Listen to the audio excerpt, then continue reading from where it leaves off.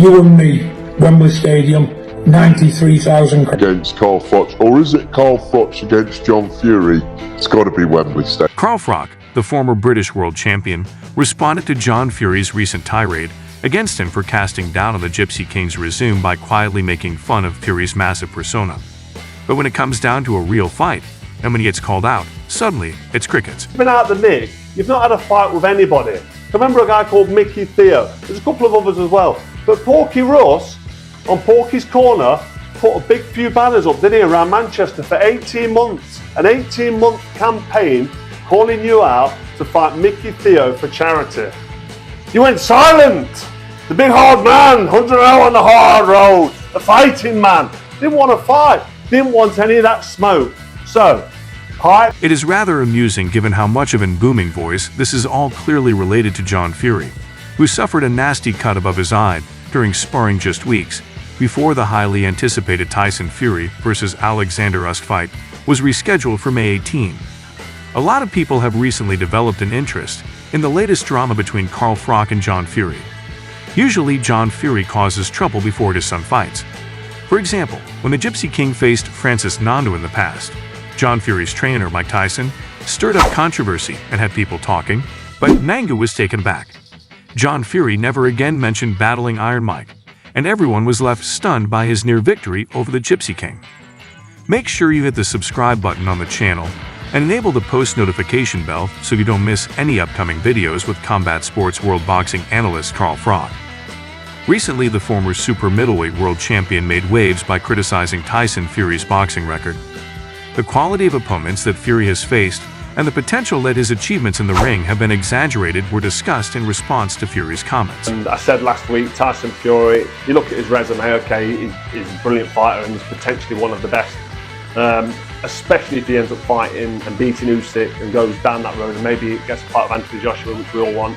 But at the minute, looking at the resume, looking at the records, I'd say Lennox Lewis beats Tyson Fury. If he doesn't knock him out, he dominates him, and he dominates him behind them big combination punches. Too strong, too big for him, puts him on his back foot and hurts him and gets him beat up. And when considering it from a pure perspective, Carl Froch makes it good. Point is, even though Anthony Joshua has beaten tougher opponents thus far on paper, Fury's victories, like his career-defining trilogy against Deontay Wilder and his victory over Vladimir Klitschko that ended the heavyweight champion's lengthy reign, are somewhat overshadowed by Froch's comments that, despite their praise, these statistics may not fully merit the intense debate among boxing enthusiasts and commentators about what constitutes a truly exceptional fighting resume. It seems like John Fury has had enough of Carl Froch criticizing his son and what he's accomplished in the ring, and has just cowed. Wembley Stadium, 93,000 crowd. I'm up for that, my friend. You know, and let's put it this way. You've had plenty to say, I have, I'll stand by every word I've said. You don't like me, let's see what you can do about it. Hater versus top father, that's what we'll call this. But it's got to make business sense, because it's a business, let's not forget that. So get your people to contact me directly, just me. I'm a one-man band. Let's talk about the business side of it, get the contracts drawn up, and I will fight you Wembley Stadium. Even though fans enjoyed John Fury's bizarre remarks, it seems the boxing community is growing tired of his antics. Most of the responses to his call-out video were along the lines of "this is not entertaining anymore.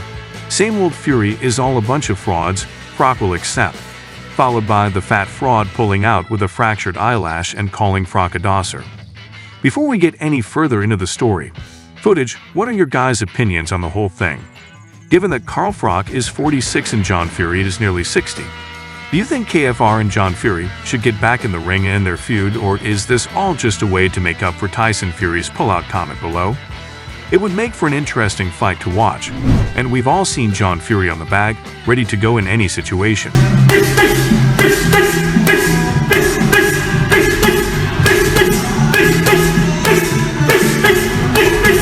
Anyhow, this wraps up the video for today. Make sure you turn on the post notification bell and subscribe for future videos from Combat Sports World. This will ensure that you don't miss any uploads till the next one, which we hope to see you in.